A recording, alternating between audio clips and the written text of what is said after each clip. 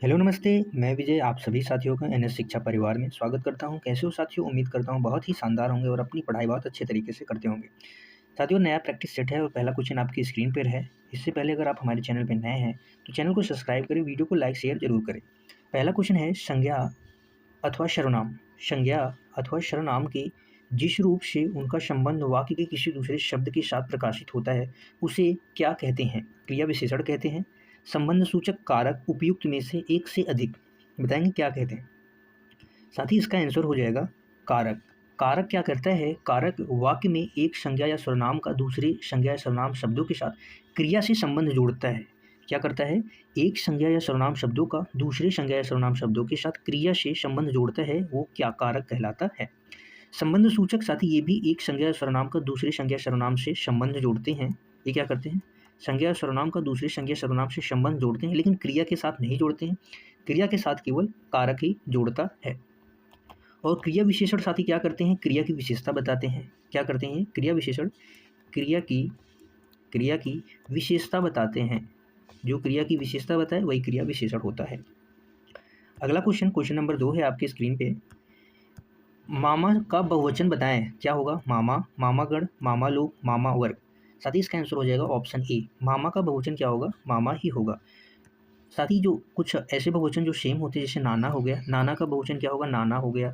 दादा का दादा, दादा, दादा का क्या होगा? दादा। इसके बाद मामा हो गया, मामी का मामी भी मामी होता है, मामी।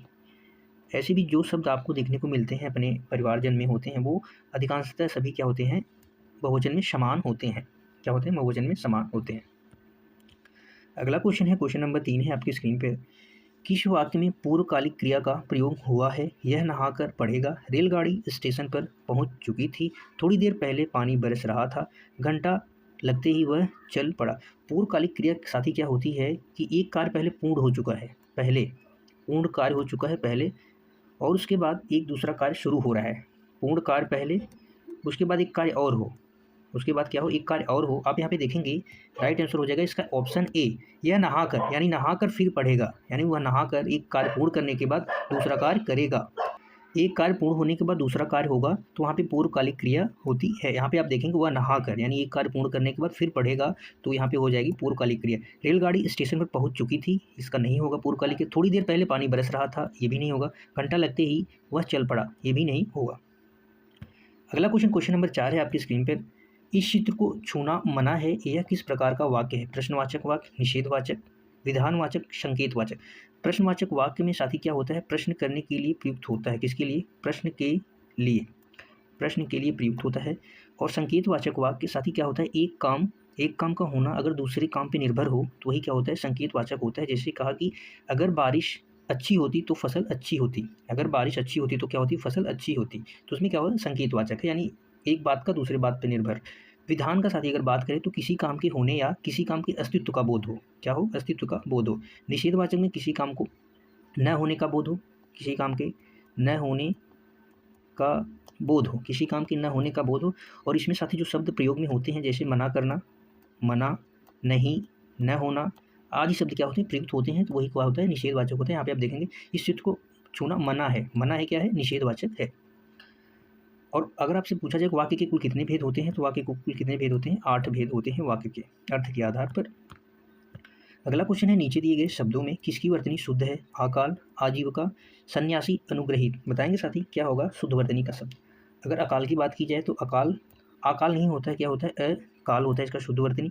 आजीविका नहीं होता है, आजीविका होता है, आजीविका शुद्ध वर्तनी है। सन्यासी सही है, इसका राइट आंसर हो जाएगा ऑप्शन ए। अनुग्रहित, अनुग्रहित नहीं होता, अनुग्रहित होता है, अनुग्रहित होता है। री की मात्रा, री की ध्वनि आती है, याद रखेंगे। अगला क्वेश्चन है क्वेश्चन नंबर 6। अनिवार्य का विपरीतार्थक शब्द है? निवारणीय, आवश्यक, अनावश्यक, आवश्यक, ऐच्छिक। साथ ही अनावश्यक और आवश्यक क्या है? एक दूसरे के विपरीत हैं, यानी विलोम शब्द हैं एक दूसरे के। अनिवार्य का क्या होता है मतलब? अनिवार्य का मतलब होता है यानी जरूरी। अनिवार्य का क्या मतलब होता है कि जरूरी चीज़, कोई चीज़ जरूरी हो, और इसका विलोम हो जाएगा ऐच्छिक, यानी इच्छा के। ये तो जरूरी हो गया, ये इच्छा के खिलाफ, यानी इच्छा जब होगी तभी होगा, यानी ये कंपलसरी है, ये कंपलसरी नहीं है। तो इसका हो जाएगा यहाँ पे ऐच्छिक हो जाएगा। अगला क्वेश्चन है, इनमें से कौन सा शब्द उपमा का पर्यायवाची शब्द नहीं है? उपमा का पर्यायवाची शब्द आपको बताना है कौन सा नहीं है। खाद नहीं है, तुलना, मिलान, सादृश्य। साथ ही इसका आंसर हो जाएगा ऑप्शन ए, खाद। साथ ही किसको कहते हैं? गोबर को कहते हैं। गोबर उर्वरक, गोबर उर्वरक, उर्वरक को कहते हैं। उपमा को क्या कहते हैं? उपमा को क्या कहते हैं? तुलना भी कहते हैं, मिलान भी कहते हैं, सादृश्य भी कहते हैं, समानता भी कहते हैं। क्या कहते हैं? समानता। क्षम्य भी कह देते हैं, क्षम्य भी कहते हैं, पटतर भी कह सकते हैं, बराबर आदि शब्द कह सकते हैं। अगला क्वेश्चन, क्वेश्चन नंबर 8 है कि यति का अर्थ क्या है? चरण है, गढ़ है, विराम है, प्रवाह है। क्या है यति का अर्थ? साथ ही छंद पढ़ते समय आने वाला ठहराव क्या होता है? छंद पढ़ते समय, छंद पढ़ते समय आने वाला ठहराव को कहते हैं यति। आने वाला ठहराव को क्या कहते हैं? यति। ठहराव को क्या कहते हैं? विश्राम भी कहते हैं। ठहराव को क्या कहते हैं? विश्राम नहीं, विराम कहते हैं। क्या कहते हैं? विराम, यानी थोड़ा समय के लिए रुकना, वही क्या होता है? विराम होता है। प्रवाह क्या होता है? गति होती है। छंद पढ़ने की जो गति होती है वही प्रवाह है। छंद जिस लय में पढ़ा जाता है वही प्रवाह है। तो इसका जो राइट आंसर होगा ऑप्शन सी। अगला क्वेश्चन है, क्वेश्चन नंबर 9 है आपकी स्क्रीन पर। परिंदे कहानी निम्न वर्णित में से किस कथाकार की है? भीष्म साहनी की है, मुक्तिबोध निर्मल वर्मा, बहादुर शाह जफर। बताएंगे साथी। परिंदे का प्रकाशन की बात करें तो 1959 में इसका क्या होता है? प्रकाशन होता है। यह कहानी संग्रह है निर्मल वर्मा जी की। यह किसी कहानी संग्रह है? निर्मल वर्मा जी की है। इनके कुछ अन्य कहानी संग्रह की अगर हम बात करें साथी तो जलती झाड़ी, जलती झाड़ी, इसका प्रकाशन होता है 1965, वर्ष 1965 में होता है। पिछली गर्मियों में, पिछली गर्मियों में इसका प्रकाशन 1968 में होता है। अन्य कुछ और हम देखेंगे, जैसे बीच बहस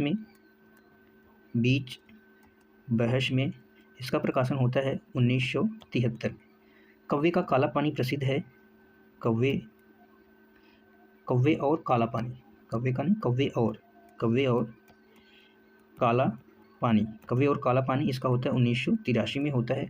सूखा तथा अन्य कहानी 1995 में प्रकाशन होता है, याद रखेंगे। ठीक है साथी। तमस की बात करें तो एक प्रसिद्ध रचना इनकी, एक प्रसिद्ध तमस के लिए जाने जाते हैं भीष्म साहनी जी। तमस रचना है, याद रखेंगे। अगला क्वेश्चन है, क्वेश्चन नंबर 10 आपकी स्क्रीन पर। आचार्य रामचंद्र शुक्ल द्वारा लिखित आलोचनात्मक ग्रंथ निम्नलिखित में से कौन सा सही नहीं है? रसमीमांसा, शिल्प और दर्शन, भ्रमर गीत, जायसी ग्रंथावली। साथ ही जायसी ग्रंथावली में आचार्य रामचंद्र शुक्ल जी ने जायसी के ग्रंथों की समीक्षा की है। किसके?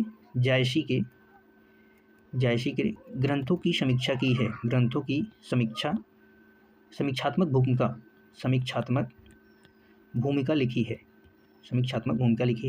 भ्रमर गीत में साथी, भ्रमर गीत का प्रसंग है, विस्तृत समीक्षा है इसमें। रस मीमांसा की बात करें तो रस सिद्धांत का वर्णन है। रस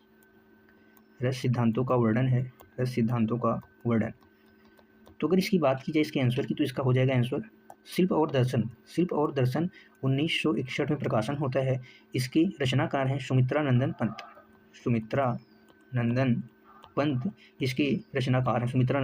इसके रचनाकार। इनके अन्य आलोचनात्मक, रामचंद्र शुक्ल के अन्य आलोचनात्मक संग्रह की साथ ही हम बात करें, कृतियों की बात करें तो इनके कुछ अन्य आलोचनात्मक संग्रह हैं, जैसे आप यहाँ पे लिखेंगे। जैसे है, एक है प्रसिद्ध है गोस्वामी तुलसीदास की है। तुलसीदास के बारे में लिखा है। वर्ष 1983 में इसका क्या होता है? प्रकाशन होता है। हिंदी साहित्य का इतिहास इनका प्रसिद्ध है।